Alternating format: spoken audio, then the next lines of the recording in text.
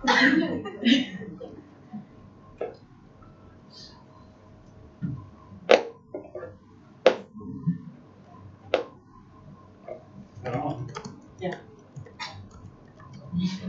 Assalamualaikum warahmatullahi wabarakatuh. Good morning, ladies and gentlemen, and Mr. Wayne Wobke. Thank you for joining our agenda today, our knowledge sharing with Mr. Wayne Wobke. He is an associate professor from School of Computer Science and Engineering, University of New South Wales, Australia. Today we will discuss about opinion mining. With so many data available in internet, people are trying to figure out how to use this large amount of data, how to make it useful, especially for policy and decision makers. And today we will discuss about it with the expert, Mr. Wayne Wobke. He is specializing in artificial intelligence and data science. His research ranges from theory to practice about intelligent agents, dialogue management, personal assistant, data mining, and recommender system. He has published over 90 papers and received over $6 million in research funding and he's currently worked with the use of data science in humanitarian contexts. Okay, whenever you're ready, Mr. Wayne Wobke, time is yours. Thank you very much, and thanks to City for inviting me to give the talk here. She did tell me that this was 2.5 hours long, so I gave the short version or the long version. So it looks like it's going to have to be the slightly long version. But if I go too long, just tell me to stop. So this project that I'm going to talk about is really two sub-projects that we've conducted over a period of several years. And those with certain industrial partners who were social science analysts and, in fact, yes, defense partners as well. We were not working directly with them. But we're looking at particular problems of interest, particularly for text mining, so event mining and monitoring social media. What I'm going to do, though, is talk about the project. I've got some technical slides, but I won't go through all the technical details. That's probably not relevant here. What I'm going to try to do is draw out some of the lessons for conducting projects of this nature that are collaborative, and also with a view to national statistics and the use of big data for national statistics. So the actual techniques that we do are more or less relevant, but also the methodology is relevant, and City asked me specifically to focus on the methodology. And the second thing to say is that this is not only my work. In fact, probably I've done less work than some of the people on the slide. John and Sandeep are our two PhD students who've now finished. John, in fact, got his confirmation this morning before I came here, so both of them are now finished. Mike and Alfred in our school, and Suzanne Schmeidel is in School of Social Sciences. So one of the things I'm going to try to draw out is exactly how end users, and in this case the end users were the social scientists, could play a role and what role they should play in these sorts of projects. So there's a lot of slides, but I won't go through them all, or not to the same level of detail as I would in a technical talk. So the two parts, as I said, event extraction, we're going to look at coding, so the social scientists call coding or assigning a topic or a structure to an event, but particularly in conflict studies, we looked at, in particular, the extraction of events from news and from Twitter. The domain here was the Afghanistan-Pakistan war, because obviously the same techniques, or not obviously, but the same techniques should apply to other domains. Most of the problem methodologically was developing a ground truth data set. So we found, of course, there isn't a ground truth data set. When we asked the analysts what the ground truth data set was, they laughed and said there is no ground truth anyway. Well, we didn't really like that answer, but as a result, we had to develop our own ground truth data set. So one of the aspects of this project that I think is interesting is that we've somehow integrated development of the ground truth data set with the project itself and with the machine learning method itself. And in the first project, we sort of did the ground truthing first, and then looked at the machine learning method second, streamlining from texts. And in the second project, we sort of did the method first, and then tried to use that to get the ground truth data from the experts. So in all cases, we're dealing with problems that do not have large data sets, so it's not really possible to use sort of the fashionable neural network or deep learning models that rely on large amounts of data from the web. We're not able to do that. Instead, we focus on very narrowly defined specific problems where expertise is relevant and where we needed to therefore develop our own methods and our own ground truth data sets. So just to give you a flavor of what event coding is, you get some sentence, and the sentence is whatever, Taliban killed 5 tourists, and the task of event programming is event coding is to extract the actors, the action, and the targets, and the location and time, if there are any, and the type of event. So this is a very, in this example, Taliban is the actor, killing event type, and 5 tourists is your target. So the problem is, this is free text, but there's also what we're calling a coding ontology. So the idea was to try to build up this database of events and monitor for the use of monitoring the situation. But it could be any events of interest that you wanted to extract from a stream of text. And one of the most important things here is that there are very few events in a large stream of data. So you're looking for very specific things in data. So it's a complex task. People find this task difficult. When we studied our users, they found it difficult and they disagree with each other. So a common problem is around truthing again is that you don't have agreement even on humans as to what the answer should be. There are standard ontologies that are around. Now, of course, in medical fields, there's large ontologies. In finance and other economic areas, there's ontologies as well, by which I mean a classification scheme. Here in peace and conflict studies, there are ontologies also, but they needed to be customized for our domain. So you can't just take something off the shelf and use that. There are plenty of automatic event extraction systems, but they don't work. So if you want to know why, maybe say that later. So we wanted to somehow utilize human expertise in the system itself, and also in developing the ground truth data for further machine learning methods. So this ontology that we developed has 1,500 concepts in it. So it's a substantial amount of work to develop a domain-specific ontology with 220 event categories. So it's a very fine-grained classification task. Even if you work out that some piece of text, usually it's a sentence, even if you work out that a piece of text has an event in it, it could be one of 220 different categories. We couldn't classify, we didn't have enough data to do it at that level, but we did look at 66. It's a hierarchical classification scheme. At the second level, you have 66 of them.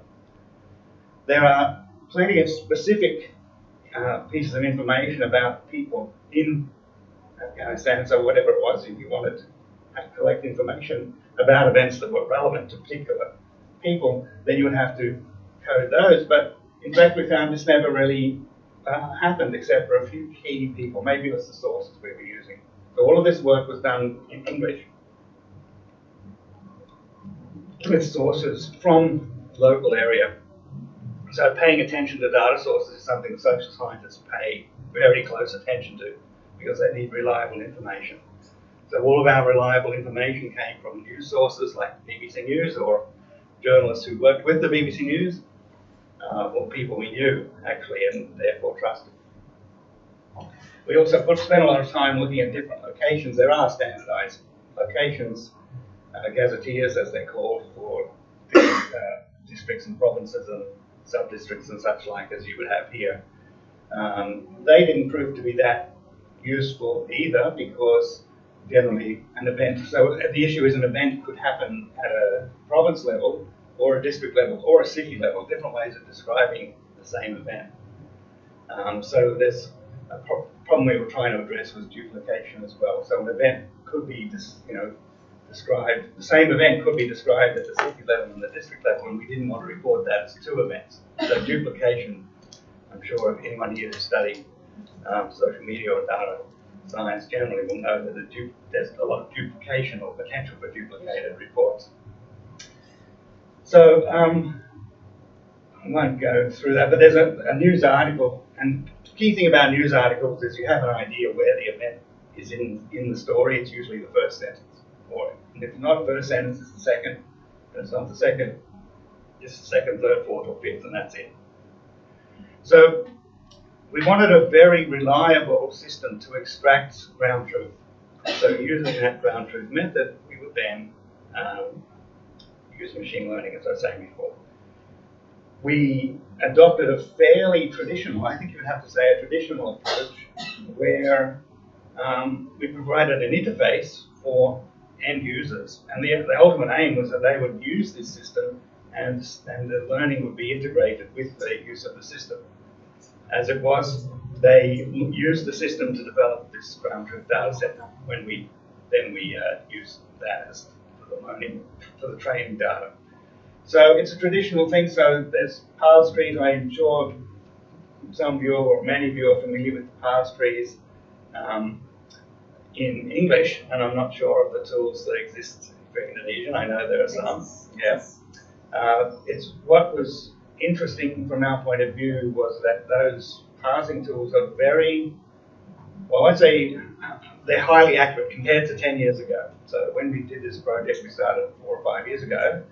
10 years before that, parsing was not very good, but since then, parsing was much more accurate, and the parsing system itself did not fail at all. It didn't always produce the right answer, but it never crashed.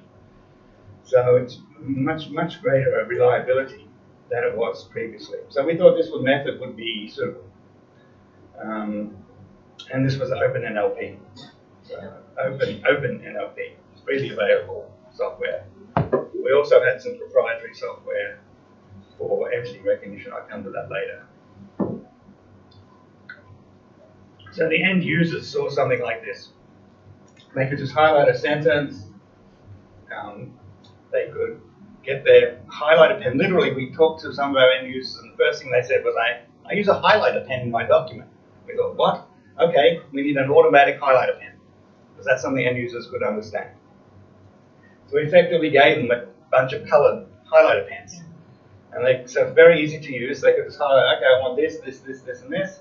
And it's not a very pretty interface. Please don't say that it is. We know it's not. But apparently, analysts are quite used to seeing screens that have got a lot of text on them.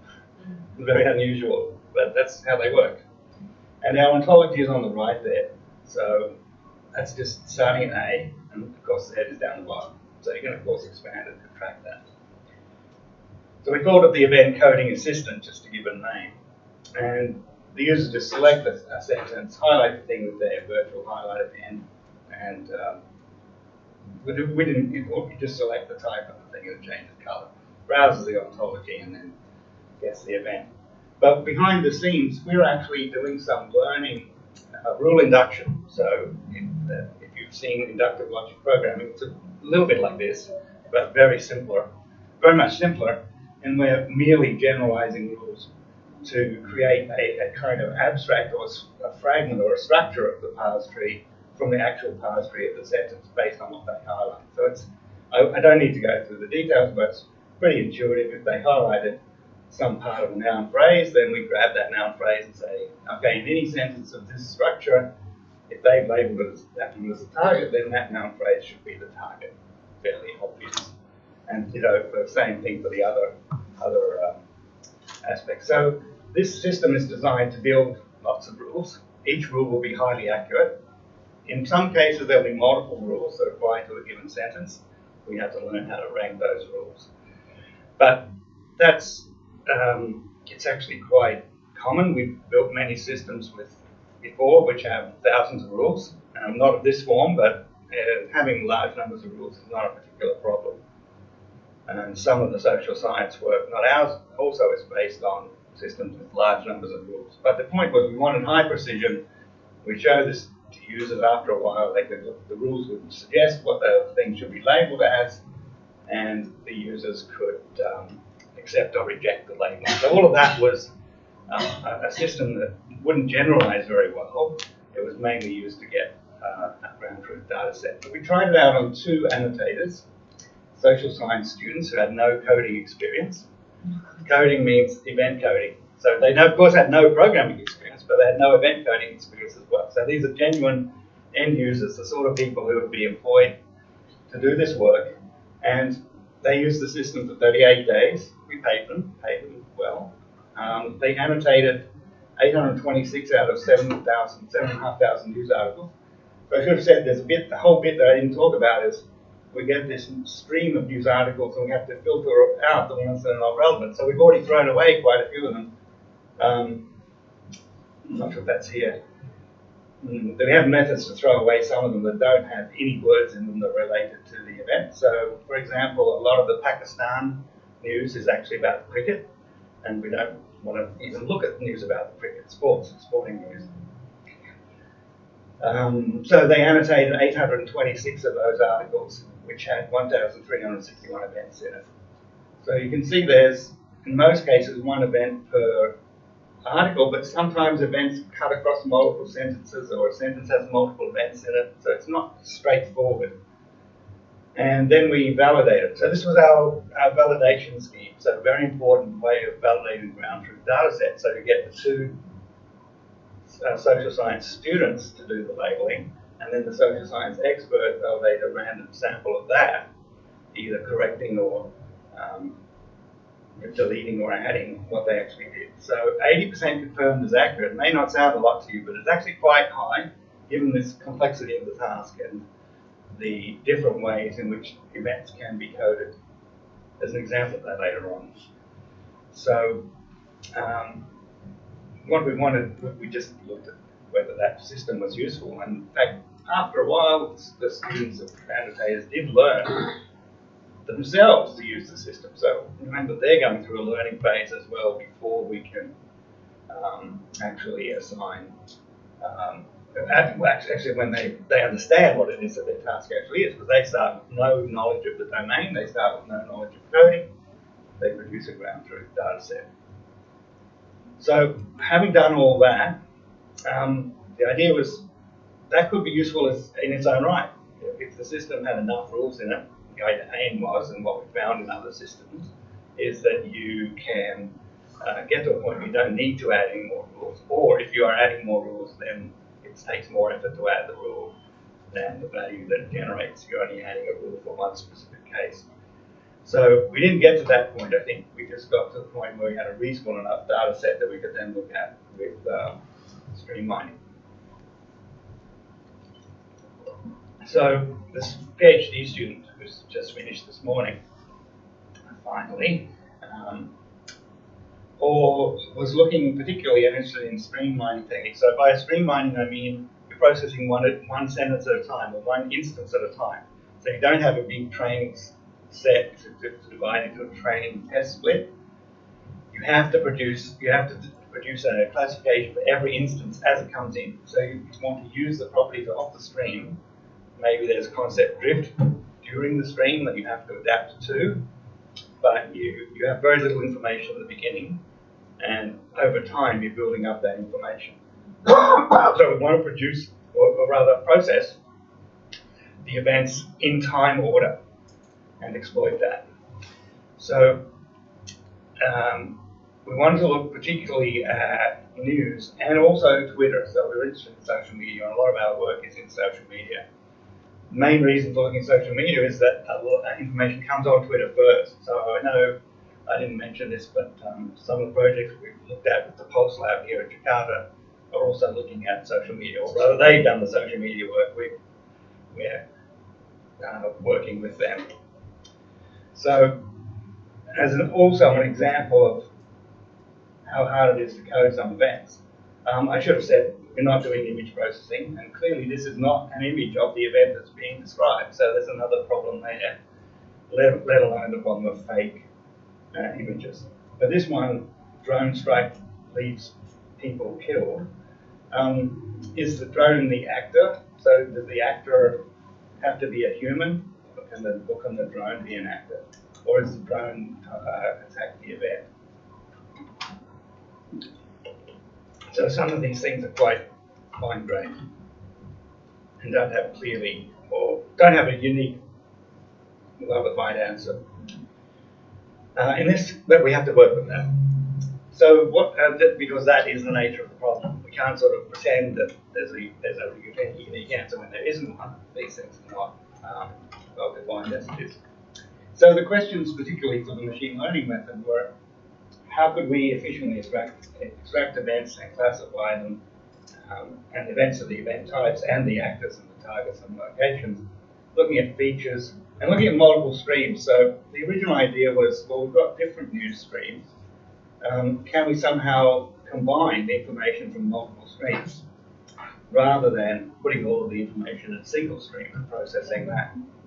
And the other question was that would that help with deduplication? So it's the same, if multiple streams were talking about the same event, would that be a way to, would that be necessary in order to identify the duplications? But as it turns out, yes, multiple streams did not talk about the same event. It was very surprising to us. Mostly streams reported different events. Now maybe it's our sources, but that's how it was.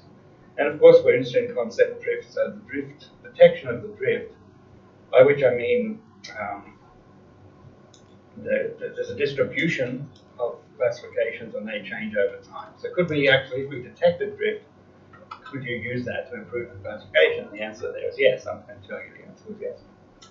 So we have two methods, really two, let's call it two. So one method sort of says, let's just use a standard learner and then we'll fix up what each learner will learn the actor, the target, location, and the event type separately. This is an approach that's adopted in some text mining competitions. And then what our bit was let's learn some rules that then fix up that classification. So select the right one, or the best one, out of whatever these other little classifiers produce. So it's a layered sort of single stream extractor. So we did that. And then the interesting thing, I think, for national statistics, and I'll come to why later, is how we dealt with multiple streams. So the idea was to split streams up into multiple substreams and also subspaces. So I'm going to talk a bit about that as we go along, and you have different experts or models for each aspect of the substream. So for people who work on national statistics, I want you to think of small area estimation or the ways of dividing up things into smaller problems, so ways of splitting up large problems or classification problems into smaller ones. But that was what seemed to work here, and now it was also a little different from what others might have expected. And then, of course, having two methods, you could combine them. I won't say too much about that. So we used the news set that was just labeled, and also we manually labeled some Twitter data from the same period, perhaps not quite as many. And again, another theme of the work that I haven't really emphasized yet, but which we have written about elsewhere, is that, as is common in these domains, it's highly imbalanced when you come to categories. So you don't even have to read the thing on the right, but this is typical of our distribution of event types, that 20% almost is the majority class, and then rapidly decreases, and then there's 66 of them. I think this is the second level category.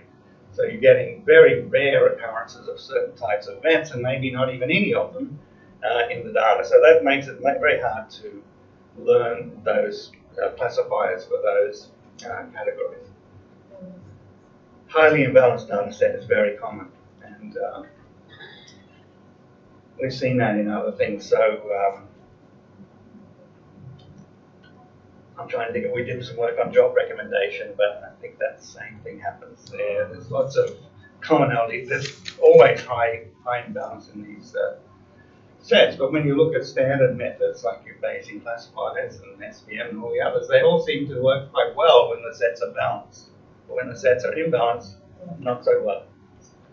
So there's a whole strand of research on trying to do better for imbalanced classes, and probably some of you are familiar with some of those methods. We didn't use those particular sampling methods, but we use different ones. So we'll see. So this, again, what's characteristic of this data sciencey type problem is there's a pipeline, and it's quite a long one. So there's a lot of steps in here. And part of our problem in terms of evaluating is you could of course evaluate from end to end, but we want to evaluate our bit in the middle as well. So it's a problem in that we can only do as well as, say, if you were doing name entity recognition at the beginning. So who are the entities in this text?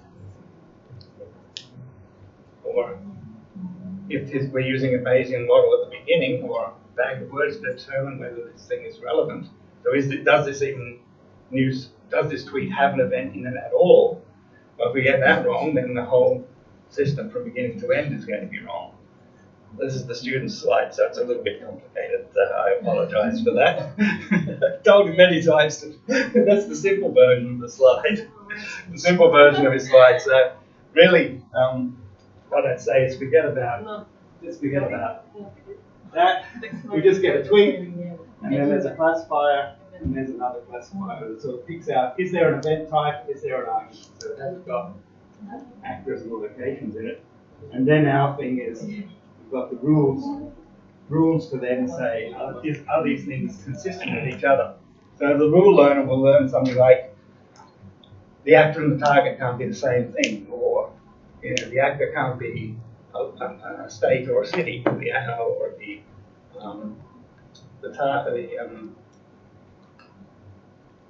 or typically, you can even, so we're sort of learning also domain-specific links, like the actors typically aren't the police or something like that.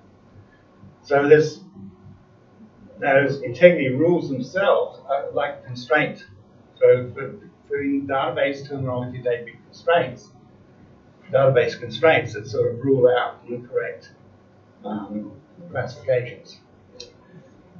But then further to that, it's not only that, but because of concept drift, these constraints themselves are evolving over time. So each constraint has a sort of usefulness, and if it turns out that the constraint no longer applies to data in a certain window, then we throw it away.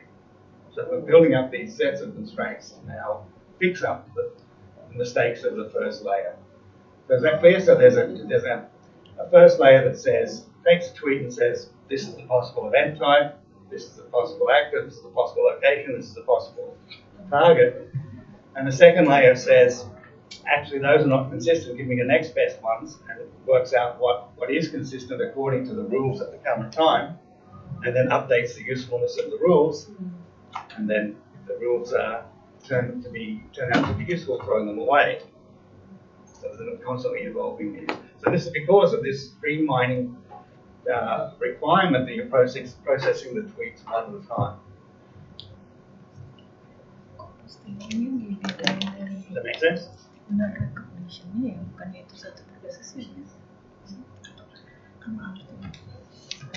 Why is that? What about the contextual feature? Is it automatically extracted? Good question. No, I think he means, it's syntactic. It's not, it's just, I'm not sure what he used there. So the idea was to use words related to the words that were nearby, so just local context, parts of speech, where this occurred in the sentence.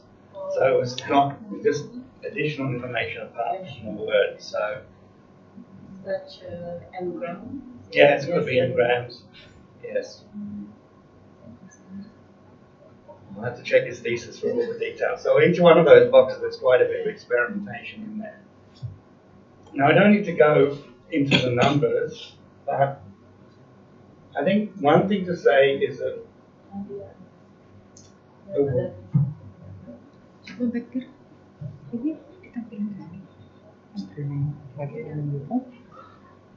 numbers are pretty low.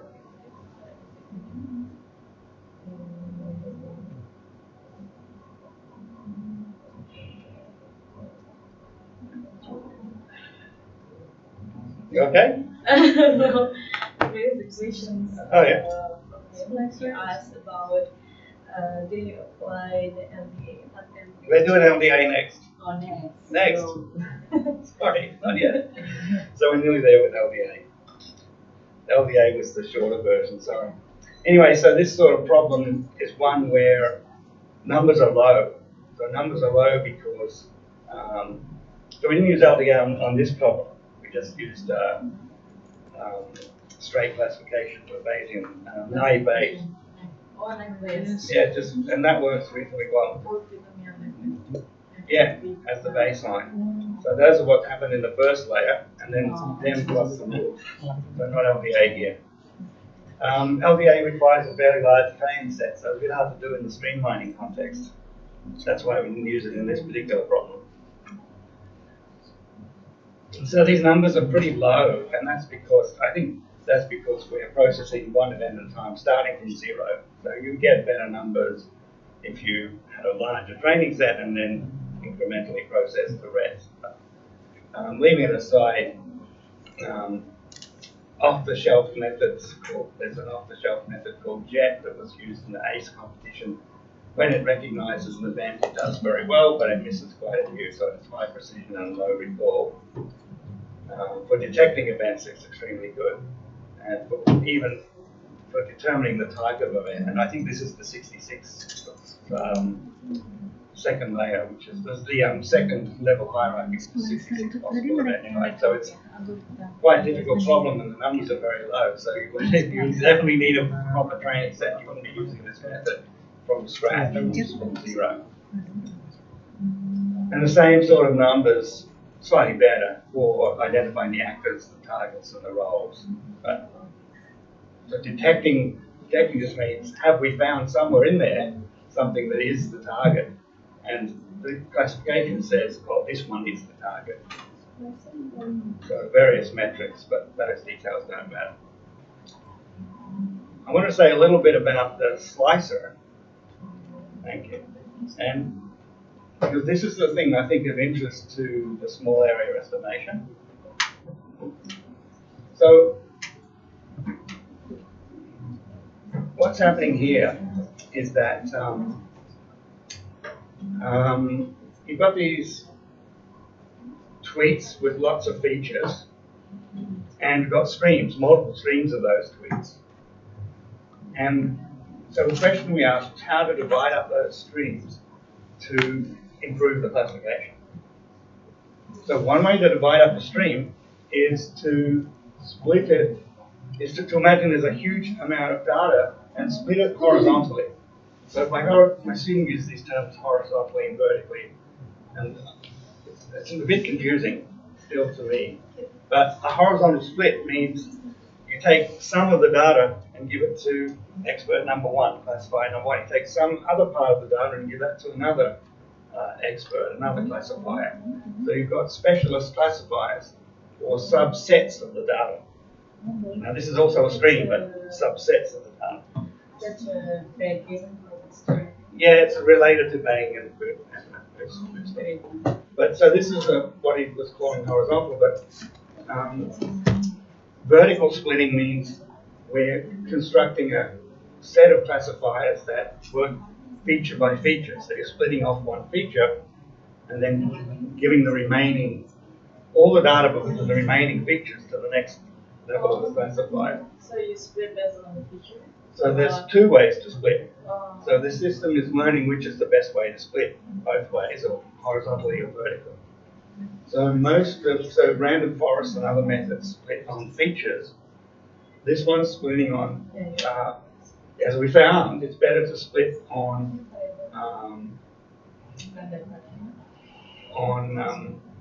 subsets of the data, which seem to me a bit more like a small area estimation. So you're getting a little expert to classify this district and another expert to classify this district, but they could be different classifiers.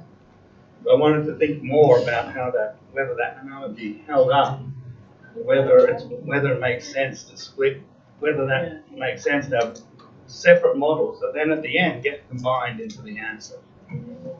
So you don't require one model to work for everything. Or for all of the data. If that makes sense. So this was the idea, and of course the splitting is automatic. So there's an information. We're not manually saying how you should split the data. In fact, the way he did it was throw everything in one big stream, and of course the system actually learned to break them up into the streams that they originally were in. So that sort of verified that it was working to some degree. But at first, in beyond that, it splits the information, splits the substreams into further substreams. And that, of course, is still, because it's a stream mining problem, it's still subject to concept drift, and we may have to revise the way in which the splitting is occurring as the processing happens. So now you can see what I mean by saying it's a complex problem to do this, and a complex problem to do this in a stream mining fashion. And there's, compared to others, I think we've got fairly few parameters there that we have to learn. I mean, we're learning there using the Hocking bound when to split and when not to split. So that was the experiments that we did. The student did. I didn't do them. And as before, again, the particular numbers don't matter too much, but the subspace partitioning does improve on F1. Only a little bit though, yeah. So measuring typically F1 in this frequential mode. Okay. I'm not going to say much about combining the two together, but you can actually combine them together. So we got to this point, I suppose, in the first project where the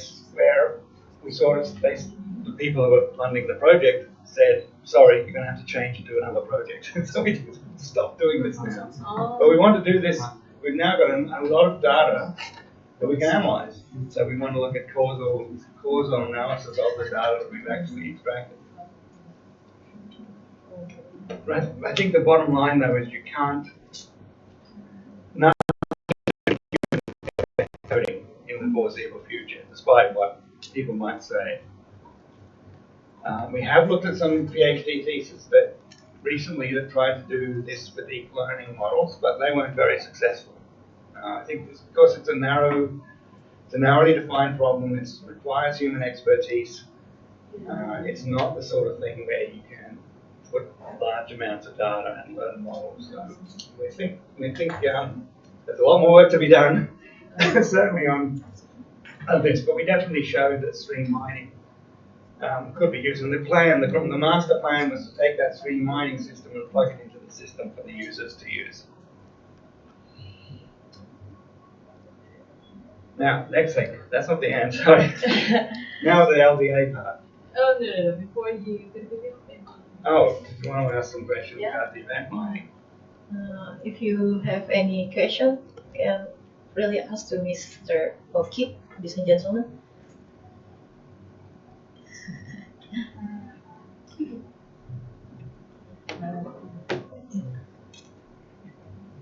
Sure.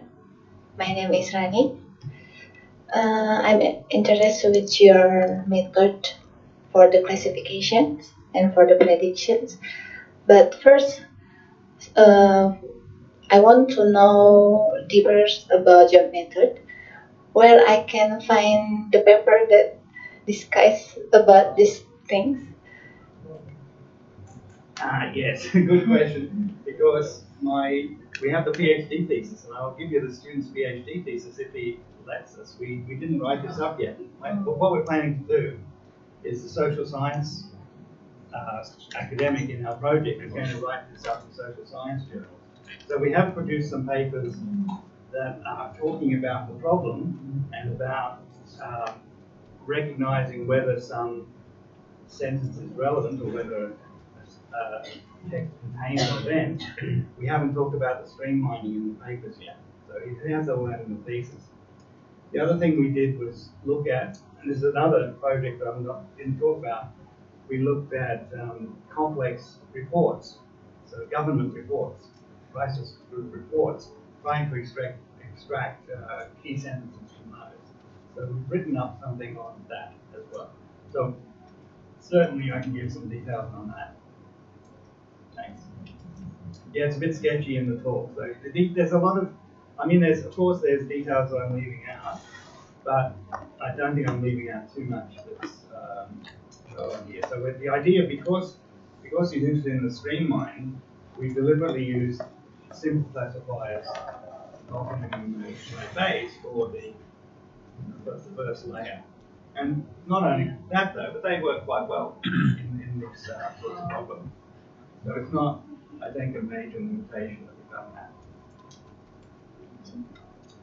So, I mean, those were the lessons that for some of our end users. But as I already said, ground truthing is essential for the stream mining. It's difficult to come by. So it's difficult for our users as well. Anyway, let me talk about sentiment. So, in this project, we're interested in fine-grained human mining. So fine-grained just doesn't mean is this overall positive or negative, is it in terms of a document, but rather it's typically sentence again, and we're dealing with these short texts, again, tweets, Facebook posts, tell me the sentiment towards a particular entity about some particular aspect. So there's a topic, there's an entity, and there's a sentiment. And the task is to identify all of those things. In the literature, the target is, and we call it target entity, target aspect, because the literature calls them that. So the target, there's 4 things that they say to identify, but the target is the entity and the aspect together, which we have to identify. So to give you an Indonesian example, this is something that your reporting system, people, as you may know, put in a public complaint. We have a similar thing in Australia, so it's not as modern as yours, but immediately, if it's a complaint about electricity, it has to go to some person. If it's a complaint about the environment, it has to go somewhere else. Complaint about water, somewhere else. So you already have a system that would utilize such a topic model. And yours, of course, uses Twitter. So this is their slide, so I don't know exactly how good this system is or how widely used it is. You can please advise me on that. But I believe the idea was to track people's complaints or comments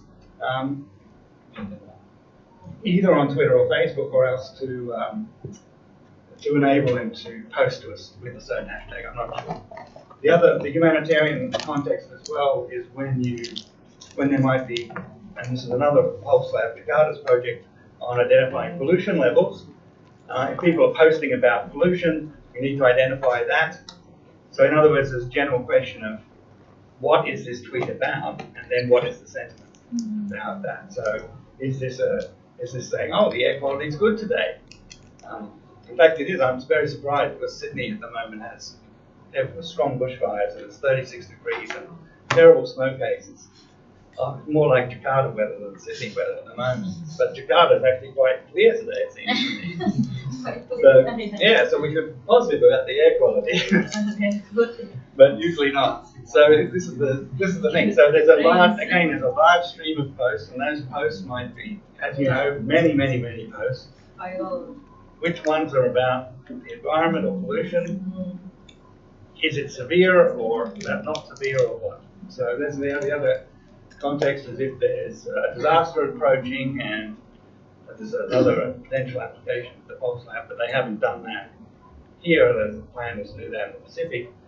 If the cyclone's approaching, or where is the flooding occurring, where is the cyclone right now, and of course geotagged tweets can give you that, but you have to know, is this a tweet about a cyclone, a tweet about flooding? So again, you have to identify the topics from a large number of possible tweets. Anyway, so we have our own examples where we looked at election tweets that had a particular hashtag, because we didn't have the problem of identifying which ones were election related or not. Of course, there are people trying to advertise things using the election hashtag, so we have to remove those. But generally, there's a well-defined set of targets. So one difference we're now presuming, and this is an LDA feature, that there's a certain number of known topics. Whereas if you're looking at Twitter in general, it's if you have the hashtag support, then you would know that it's probably one of these topics. But otherwise, if you don't, it's very hard to identify the So topic. you identify something from No. So the topic's going to be identified from the entirety of the tweet, but there are known in advance 18 topics because it's about the election. So we know that there are issues in the election, and we're presuming. Again, we looked at some websites that were reporting on the policies, and so they had a set of potential targets, like aspects like economic management or refugee policy. But even there, LDA works well when the topics are sort of equally balanced. When the topics are not so balanced, then not so good. But so we did merge some together. So there's some overlaps. One of the overlaps was, say, higher education policy versus school education policy versus childcare policy. So everything that sort of relates to education, we pushed some of those together.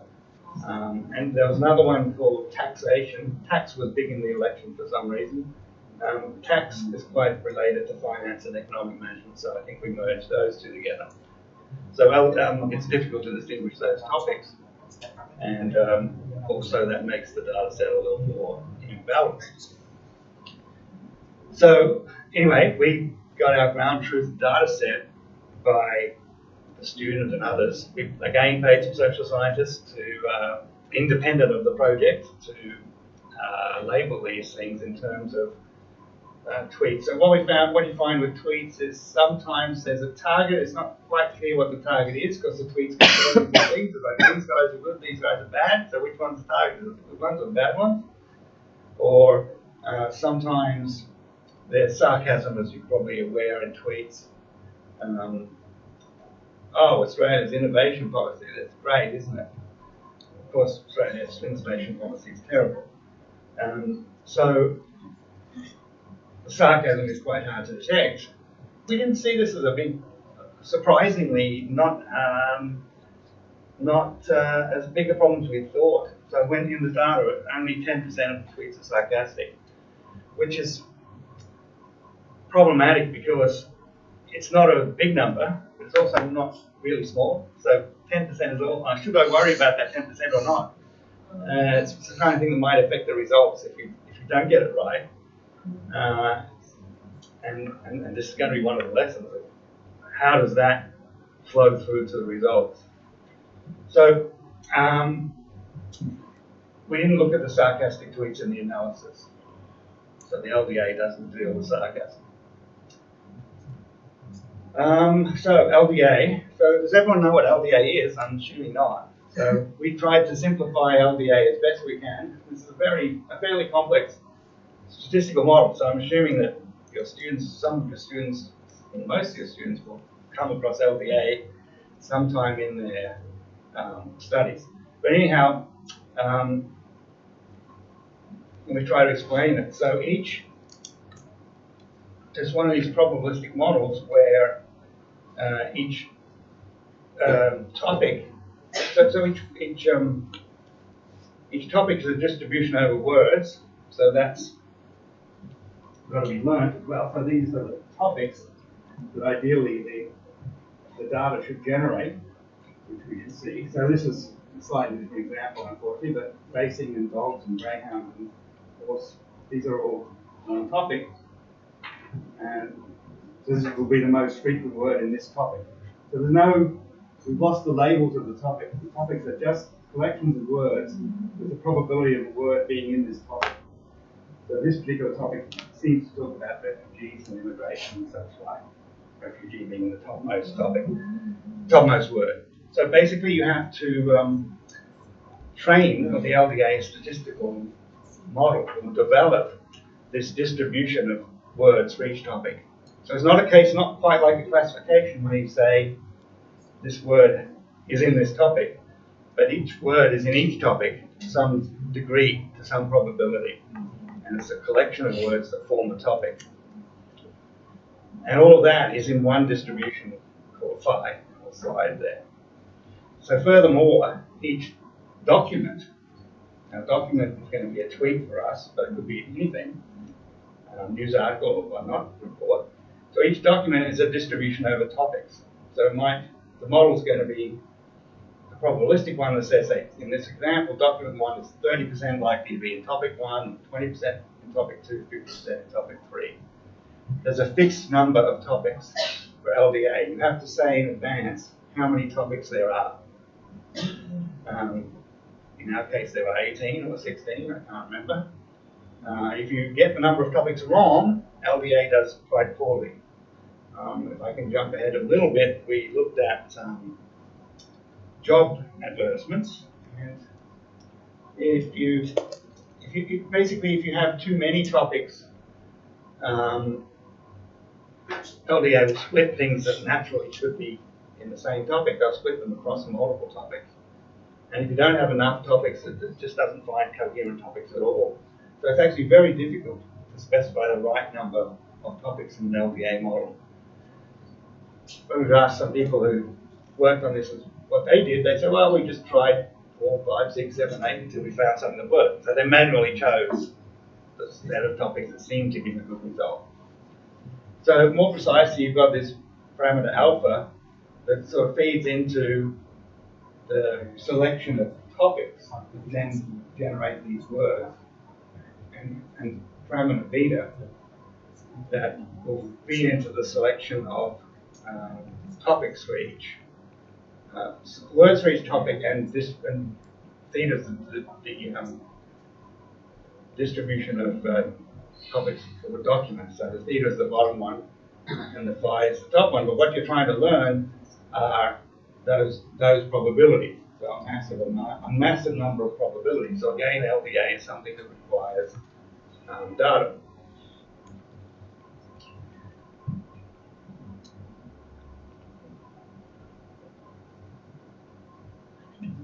Sir, I'm sorry. The topic 1, topic 2, and topic 3 are already determined by the researcher, or we detect it by a certain algorithm? So the number of topics is defined by the researcher, 3, the number 3, but then the data itself, it sort of goes, I'll explain the learning method, so it's give sampling. So it goes through, and for every word in every document, so it needs them all sitting there, every word in every document, it goes and updates these weights, updates these probabilities. And so that over time, those probabilities converge. So you might start with a random distribution of words in each topic, but then when you look at the data and update them, it'll turn out that topic 1, and so that there's no sense, topic 1, 2, or 3 doesn't matter what they fall. What matters is that dog and race get to be in the same topic, and refugee and immigration get to be in the same topic.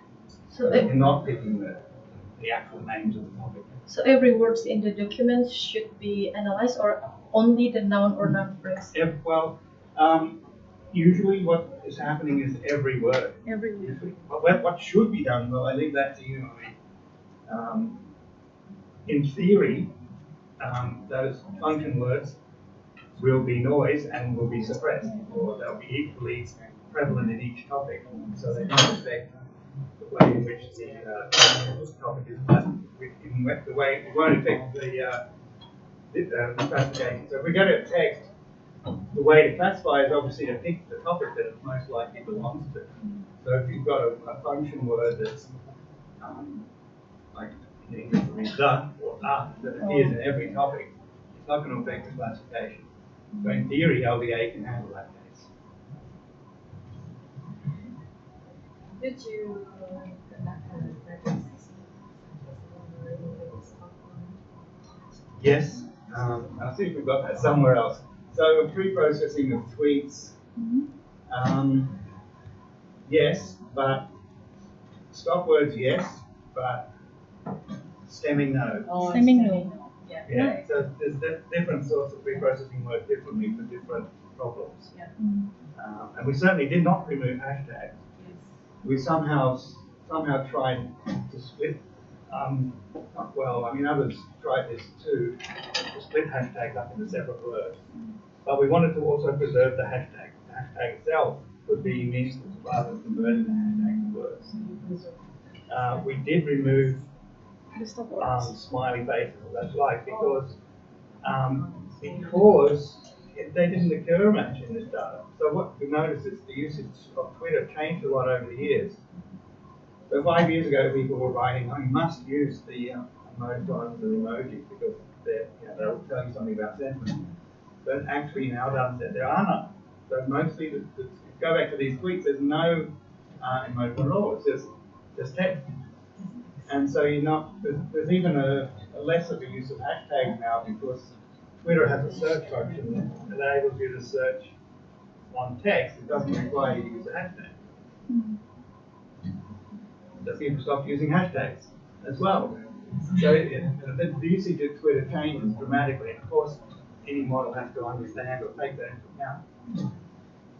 And that's never easy. So I guess that's the thing. So this data, when you look at the data, it's never simple to say, well, what worked last time doesn't necessarily work this time. It makes it hard to do research, it's hard to come up with general methods. Anyhow, it gets a little more complicated because whilst LDA is great, we needed an LDA model for entity, aspect, and sentiment. 3 of these LDA models put together. And so there's the slide. Don't look at too much. I had to talk to my student a lot about this slide to try to make it clear how it's going on. But the issue in there is there's a dependency of sentiment on entities and aspects. So the hypothesis would be that in the data there's a sort of dependency of that the sentiment can be influenced by the entity and the aspect. Whereas other models do the exact opposite. So there's this other model we looked at that says that the topic depends on the sentiment. In our case, the sentiment depends on the entity and the aspect. So we showed that. What is the aspect? Aspect is the topic here. Oh, The topic, we didn't want to use topic because the topic is topic model. So the finance, the childcare, the health, the pollution, the environment, the domain, yes. Yes, exactly. So it's the aspect because it's like, the idea is you like the photography in this movie. So the movie is the entity and the photography is the aspect of the movie. You like the zoom factor on the camera. So that's why it's called aspect. So we like the climate change policy of the government. In fact, we don't, but that's the idea. But all of them are topics, so there's a distribution. So for every word, there'll be a distribution of how likely it is to be this entity, how likely it is to be an environment word, how likely it is to be a sentiment word. And that how likely it is to be a sentiment word depends on the entity and the aspect that it's about. That's the hypothesis. So that means it needs a fair amount of data to learn that thing. Or it needs, in our case, some knowledge. So this is where the domain expert comes in again. So just to give you the idea, again, we've got this imbalanced data set, 35%, things like this. Now we have 49,000 tweets for training, which is a fair number. So this is every tweet that was about the election. Removing retweets, removing things that were quotes, some manual removing things that weren't actually related to the election at all, and 1,500 of those for testing. So you do have a larger training set. You can't do this in streamlining fashion. You need all 49,000 to train the LDA model.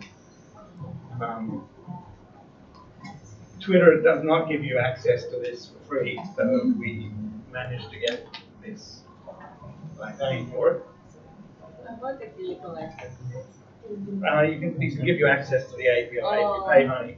Okay. We didn't pay, somebody else paid. Yeah, that is You can pay money and get 1 million tweets a day. million tweets a day. Right, man. But luckily we didn't pay, I don't know how much it cost. I don't know, Twitter makes money somehow.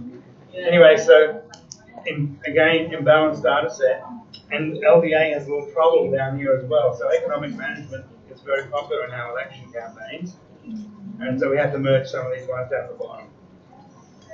And even then, it still sort of works. And sentiment, the other thing that's highly imbalanced is sentiment. So 89% negative and 11% positive. So if you do a normal baseline and say no, it's always negative, you're getting 89% correct. So we have to beat 89% or we're not doing anything. Most people are negative on Twitter. I'm sorry, sir.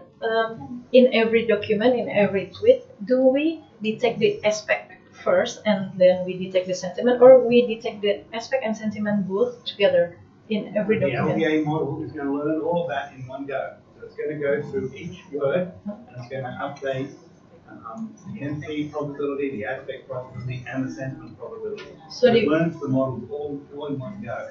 In one go. Yep. And then when you apply that model, once you've got those probabilities, then you can classify and apply the model by picking the maximum probability thing. So it's not classifying. So there's the learning phase. So this one has a learning phase followed by the classification phase. The learning I'm talking about here, the LDA model gets developed by this training on the 49,000 tweets.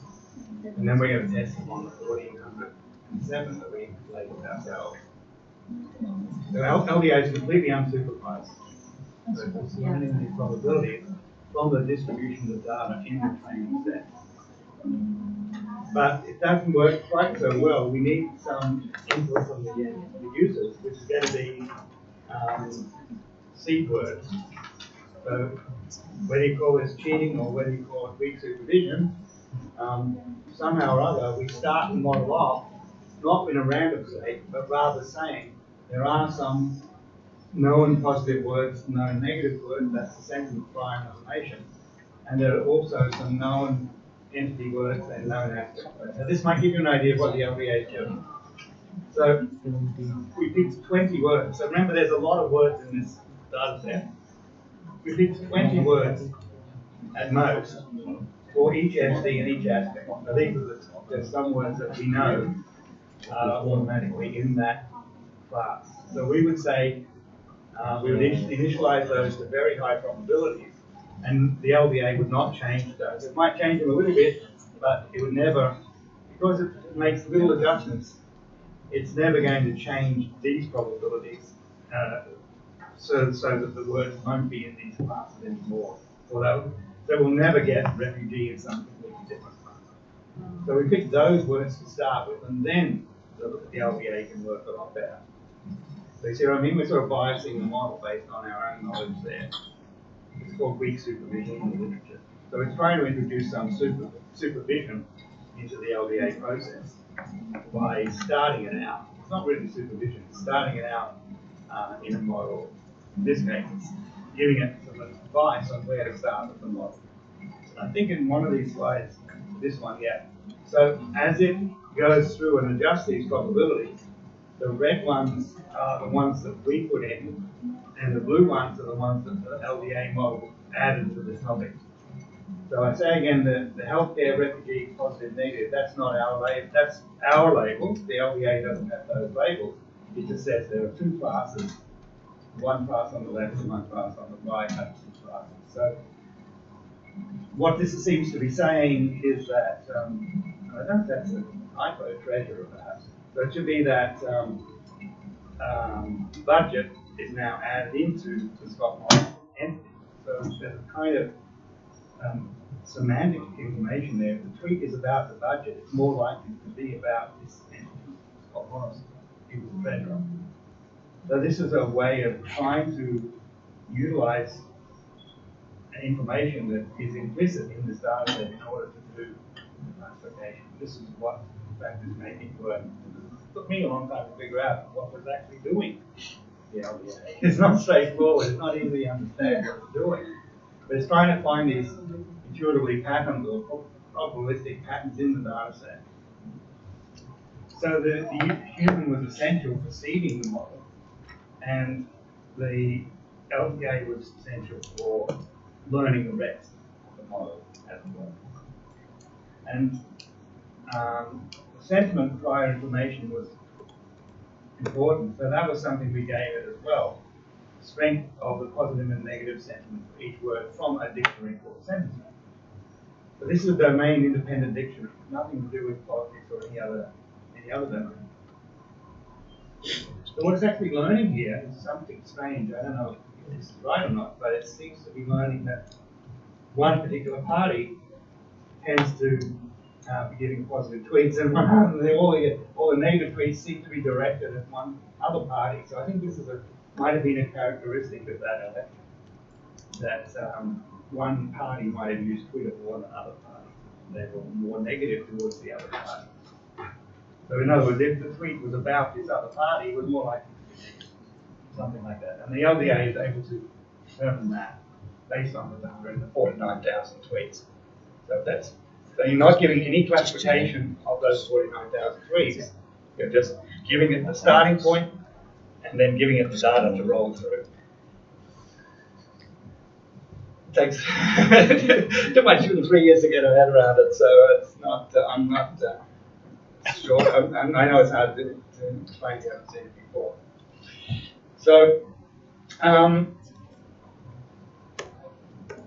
does it work? The question is, does it work? And the answer is it does. But again, let's just look at sentiment analysis in this domain. So SentiStrength itself, which is a manually labeled set of domain-independent words. This is macro F1, by the way. So macro F1 is the average of the F1 for the positive class and the negative class. Remember, it's 89% negative.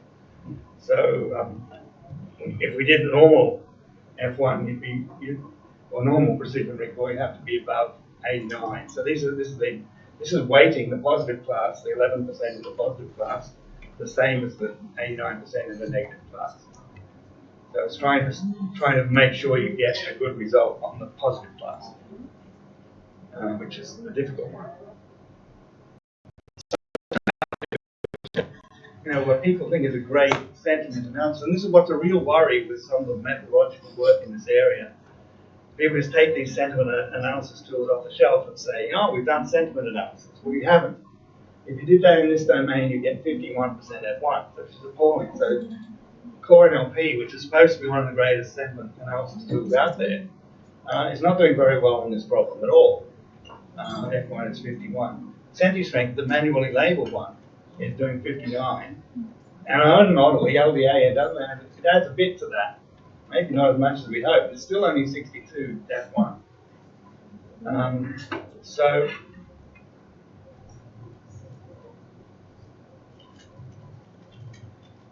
the other point I would make is that usually sentiment analysis is about 80% accurate. And still that's 4 out of 5 right and 1 out of 5 wrong.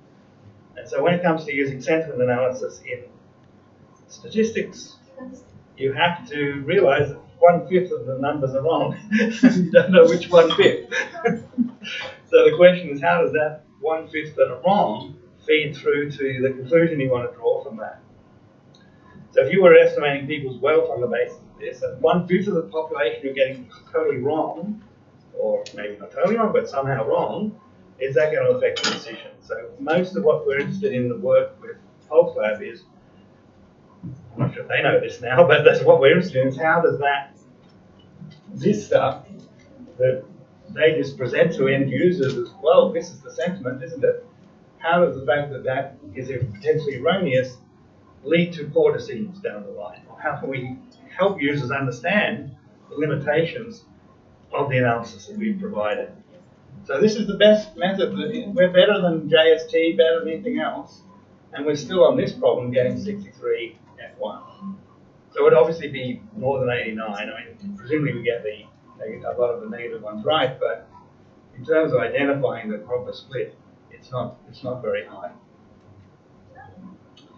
The other point is that it does sort of confirm, a lot of experiments confirm that the sentiment does depend on the entity aspect, so that probabilistic assumption is borne out in the results. Just a few more things. So just looking at entities and aspects. So identify even the topic, F1 is 68. So 30% of the time, it's saying that it's not about, the tweet might be about pollution and you're classifying it as about electricity or something else. So again, it's highly inaccurate. So I guess our experience with LDA is, a lot of people think LDA is great, but when we come to actual data and actual problems, it never works as well as we would like. It never works satisfactorily. And going back, a lot of papers will just show you this.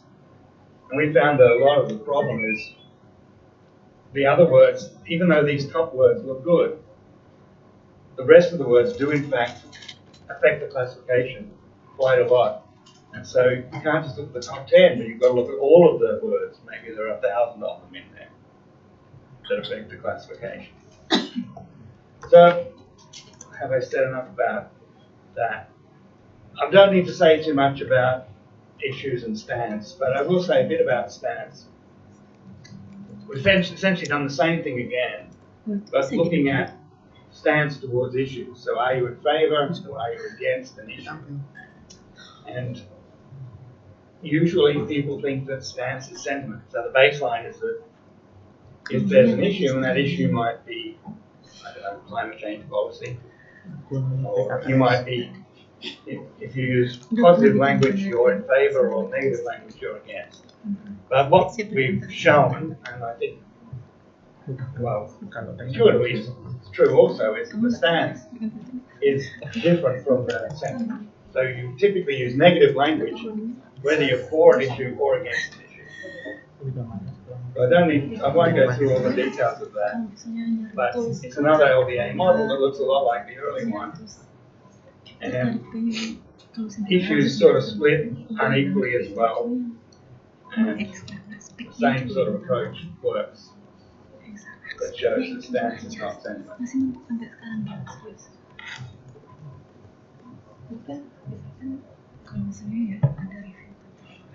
So the final question, how am I going for time? You haven't stopped me yet, so I'm not going to stop until Cindy tells me to stop.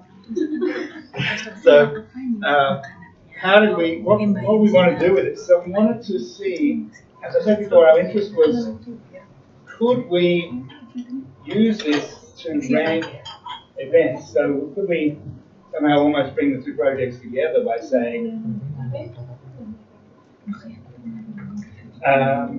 so some of our end users were interested in protest events. Some of our end users work with people in Indonesia as well. I'm not quite sure exactly how. But anyhow, when are they interested in a protest event? If you've got two groups attending that event, one of which is for an issue, one of which is against the issue, and the event's about that issue. So that sort of enabled us to split up our problem into, okay, now we have a decision that's made on the basis of this LDA model. So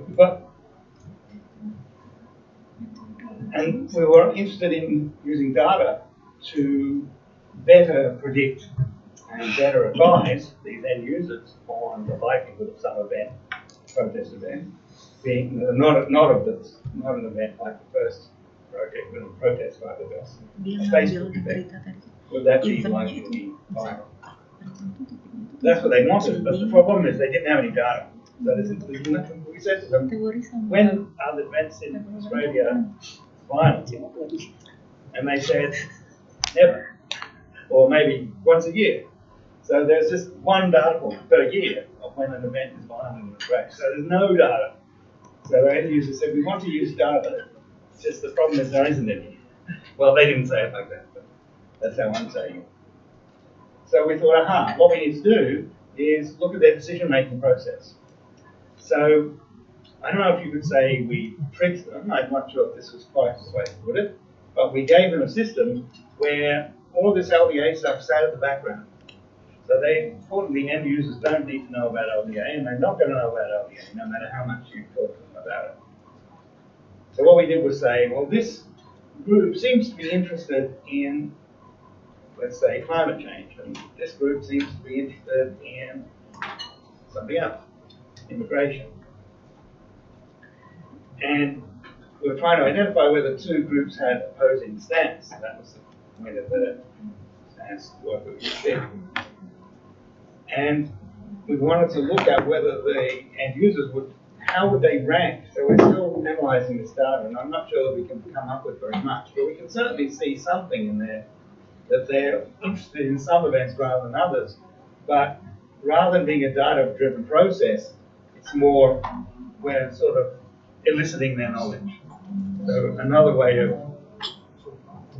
tracking what the users are doing with this data. So let me try to skip some of the detail. Maybe it's yeah. Okay. What do I mean by ranking? We decided there should be a traffic light. Green, yellow, and red. Green is good. Yellow is maybe. Red is we should watch this. Within the red, we want to rank. This event really bad. This event less bad. This event a little less bad. So that's what I mean by ranking. And so they wanted, for them, it's like, where do we send our resources? You rank based on the Risk of violence. Yeah. Just to give you an example, today in my county, the UNSW insurance told me there's a risk of protest in Jakarta today. I don't know if that's true. That's what they said. Some anniversary or something or other.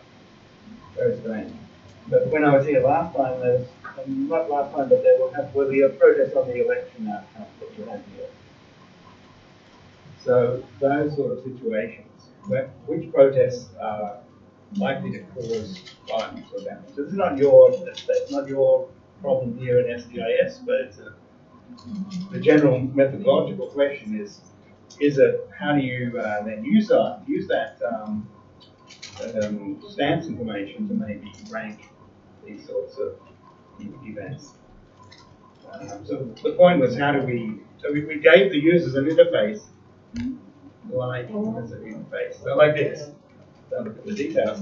Where you could drag events up and down into the tiles on the left in the red, yellow, and green. That's meant to be a red, yellow, and green. They can drag and drop. The things on the right are the topics that the groups are posting about. The things with a little flame next to them are the level of potential violent language that these people are using. Anyhow, so the point was, can we identify, now that we've got them to use our system for a couple of months, and they wanted a system to help them keep track of all of this stuff going on Facebook. In Australia, Facebook is used for organising events, but not, so typically if the organisers are smart, they'll get a bunch of other groups together on Facebook and they say, okay, we're going offline. So not a lot of information is online, but there is some. And so there are lots of events organised on Facebook that are things like a meeting of the Australian Youth Climate Change Group, which is totally fine. And then there are other things where, this one is a protest against Donald Trump, or usually the protests are actually about our shocking immigration policy. So we've got groups, there's 300 odd groups on Facebook, just to give you an idea, and they're all very strange groups. Very strange, I have to say. I mean, it's Facebook groups like a random collection of people sometimes, you know who they are. A group is a group, and an event can be organised by several groups and so on. So some groups are individuals, some groups are well organised, very large groups. So there's a whole mix again of groups on Facebook, but the point we're trying to make is about what we wanted to know what information the end users are using and whether we were providing them with relevant information in order to do that ranking. So there's a sense of, the general question is what decision are they making based on our model? And more generally again, if our model is wrong, what effect would that have on their decision? Would they have a wrong decision? Or how bad would it be if it be wrong? So I won't go through all the details of that. We had a nice graphical interface showing the model groups and how they related to one another. What happens is lots of little small groups tend to get together. And so if you just look at this one group at a time, it's not very useful to identify all of the groups. I don't know how well this translates to Indonesia. So the blue blob there is the event, and the red blobs are the ones that we think are against the topic of the event, and the green ones are the ones we think are in favour of the topic of the event. So there's just very little data on Facebook to deal with. So the idea, we've got some data now, we can maybe try to work out which ones they think are the red pile and which ones are the green pile. So, to summarize all of that, I think we showed that LDA works in some sense, in that LDA has its uses, but it does require a lot of guidance.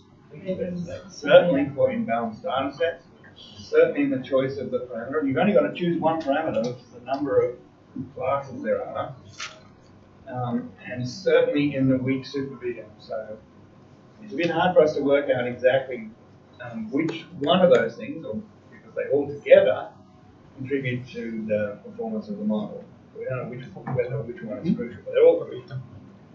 So for this particular problem, which is very difficult, because you're dealing with very short texts, all of these problems are dealing with very short texts. Our models do better than the baselines, and there's not many baselines. We built a system that, in this case, the ground truth, as it were, was going to be built after the model. We built a system to provide information to the users, and they would select. By using that system, we would actually get the output. So the grand plan there was to utilize the user's input to then modify the models, in particular the probabilistic models. As to how to do that, it's not easy. So I have seen a paper on what's called guided LBA, but getting the end users to somehow manipulate the probabilities is very difficult. And very difficult for them to get right, very difficult to understand what to do, and time-consuming and difficult even to do. So a dynamic LBA model is really difficult. So in thinking in the streamlining terms of drift over time concept drift, doing that in a context with LBA would be very difficult. Very difficult. So we do need stability in language. And the future work is just stuff we didn't do, so we'll probably never get to do that. So our PhD student is finished, and he's looking at sentiment analysis work. I think actually in a planning context, or urban planning.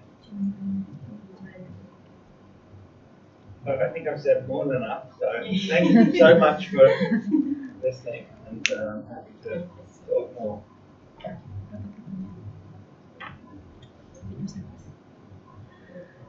Any questions, ladies and gentlemen? We may ask the same.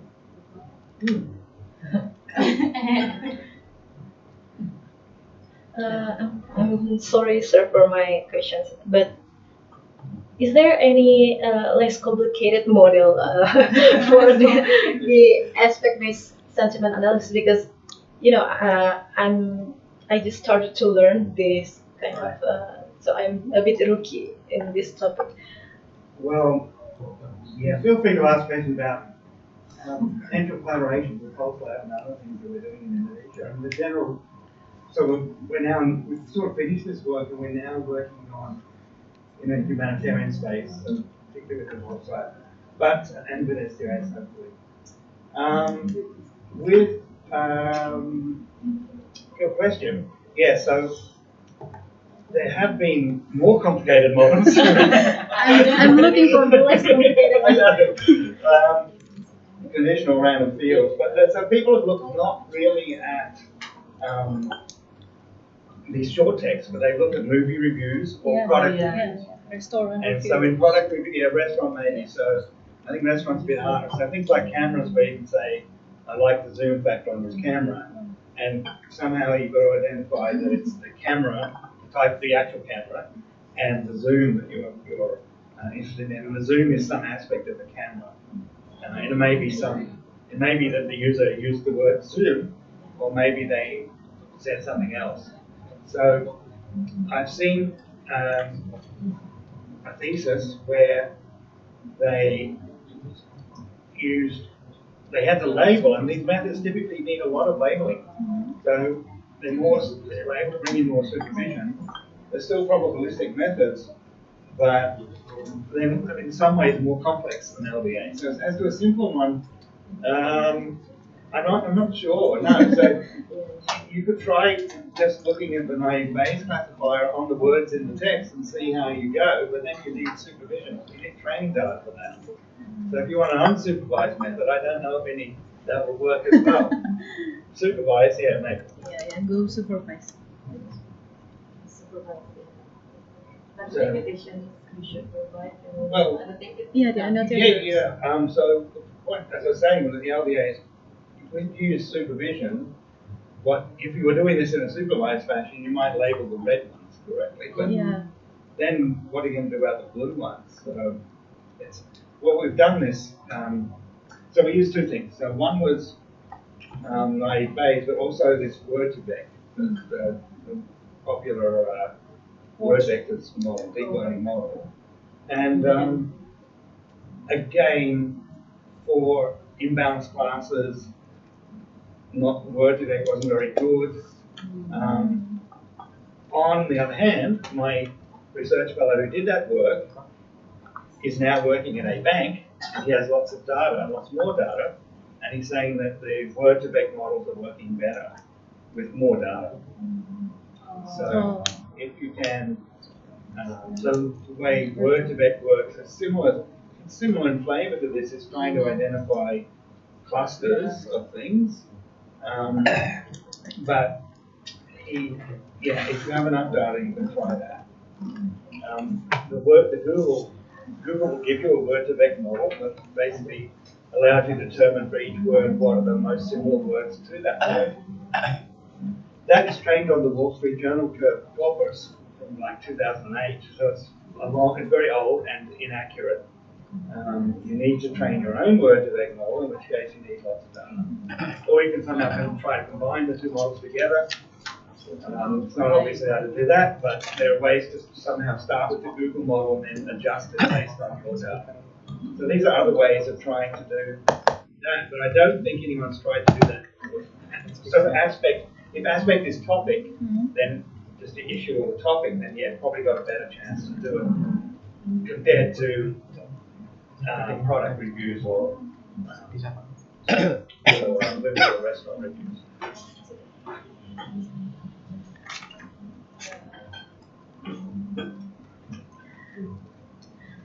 Silakan yang mau nanya Bapak Ibu.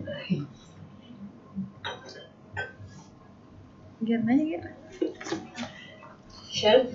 If I see your slide, it means that when we use a different method to classification, for example, GST and what's the name? GST and GSET, there's a very different accuracy between both methods. So, can you make a suggestion how we can choose the method to get the best accuracy in any case, or the method is the accuracy depends on the case? So we have to trial and error every method to make a classification or prediction for sentiment analysis. Well, that's a good question, isn't it? Because the idea is we obviously try to make this as general as possible, but the reality is you've got to check it out on your data set. I can't promise that it would work on other sorts of similar data sets. I can't promise it would work in the Indonesian language or all of the various dialects. I was asking City about dialects, maybe one aware why I was asking, but one of the reasons I was asking is that LDA might mix up those dialects, or it might work. You don't know until you've tried it. So unfortunately, it is a bit of black art, as we say, dark arts, trial and error. It would be nice if you could take these results and generalize. But we would certainly hope that you could generalize this to other political type topics or other short text type topics. So our interest is in short text. But as I was saying before, we also looked at sentences in these very complicated documents, and that were written. They're basically government reports, and the language used in those government reports is complex syntactically, structurally. It's not like Twitter at all. So even and so that's where we were using the native aids and the Word2Vec. But even there, so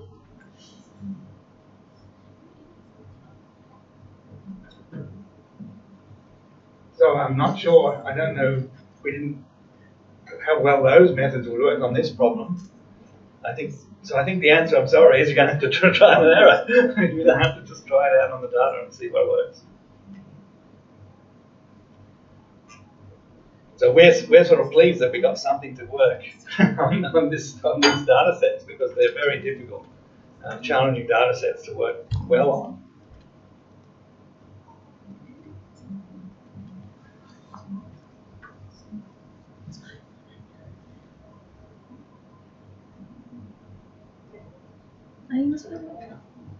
Is the LDA okay? Is the LDA expert? LD expert. The LDA itself, does it detect the negative sentence like not that will twist the sentiment? That's a good question. Actually, No. it's not doing that. And so I'm wondering whether I should really say it's doing sentiment analysis almost, because there will be in these topics. I'm not sure it's on this one. Not is not actually in there. So in other words, these tweets are so diffuse that they're not so well constructed that identifying the word not is able to help you. You see, you can't just identify the sentiment, see that there's a not there and then flip it. It doesn't work that way for some of these tweets. So it's not trying to use those rule-based approaches that would presumably have to do that, or the sarcasm one, which would flip the tweet as well. We didn't do this. These results don't cover sarcasm, so we can't say anything about how well it would work there. It's very difficult even for a human to work out whether a tweet is sarcastic, let alone a machine, and certainly not with the data we have. So if the word not appears in there, which it does in some examples, but just not the one on the slide, it's not doing that to do sentiment. So I would not necessarily think that's going to help you much. No, nothing there.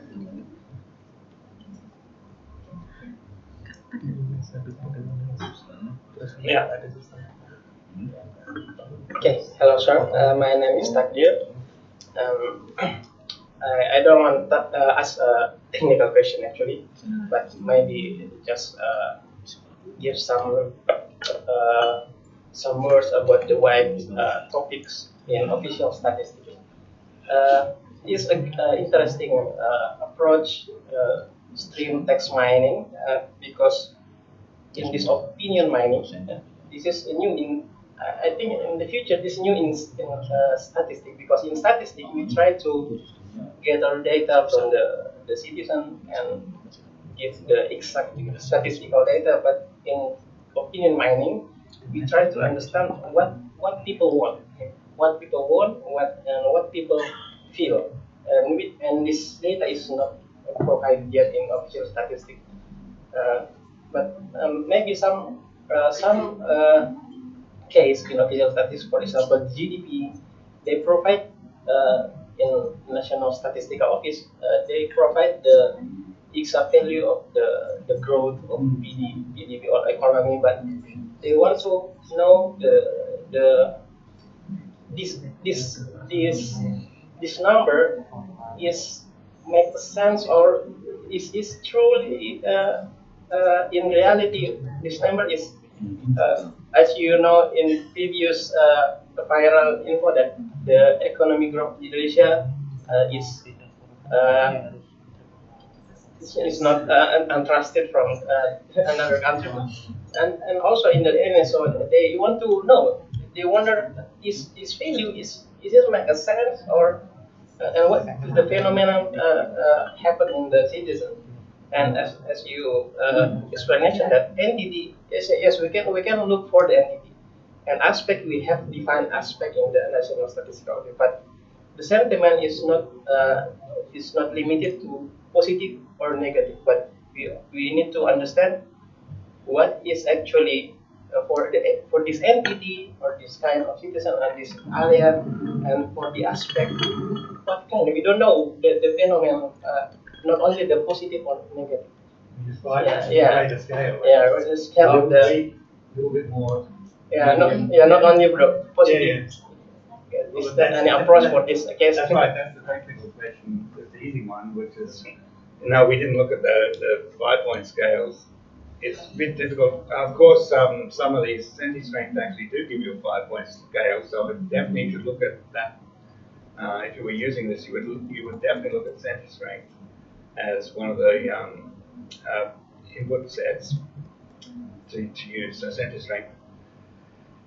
Stanford Core NLP also gives you a finer grain scale as well, but so it's difficult to map back on the positive and the negative.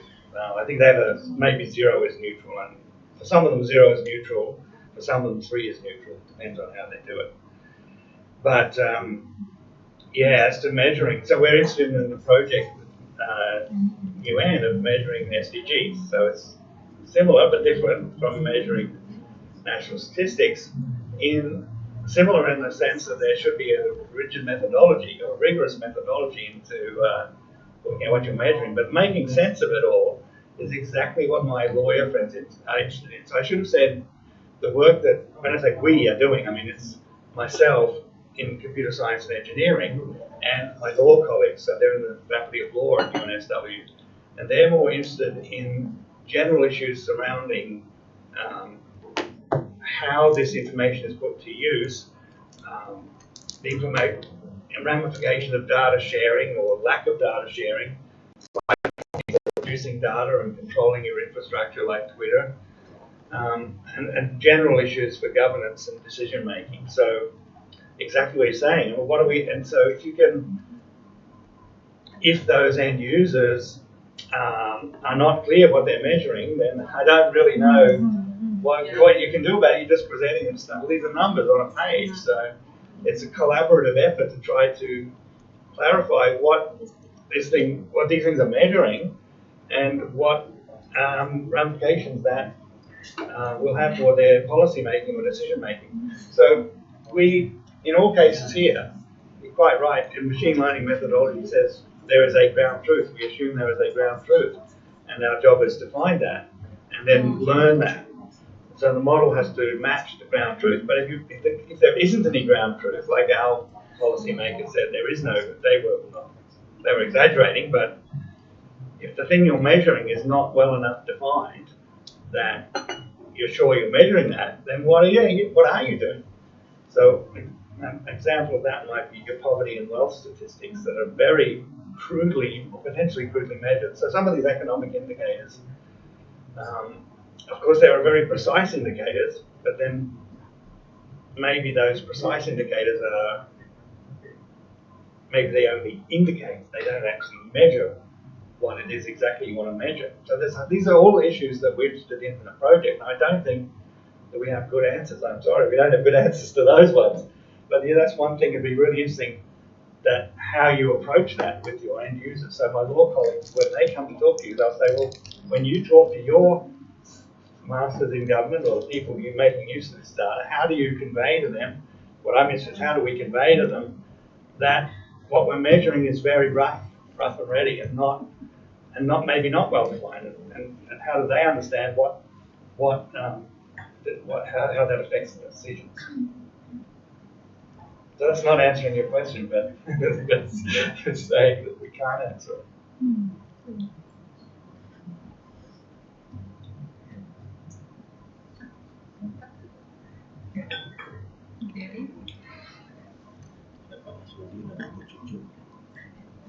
Pak Nas mau nanya. Mas Farid mau apa? Boleh bertanya bahasa Inggris, nanti translate sama Ibu Monica. Tenang aja. Mbak Siti juga tentu translate tadi. Boleh pakai bahasa Indonesia.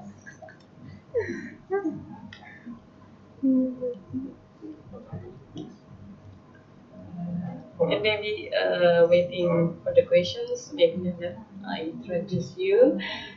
He is Mr. Yunarso Anang. He is the head of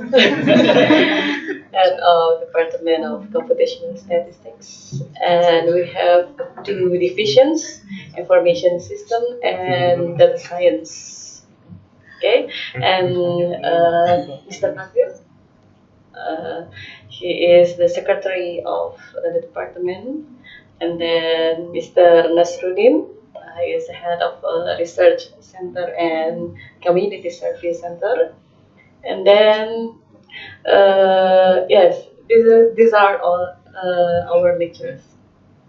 Statistics, Doctor of Statistics, there is Bu Cucu and Panas, Economy, yes. Economy. the Doctor of Statistics is Bu Cucu, in the corner one.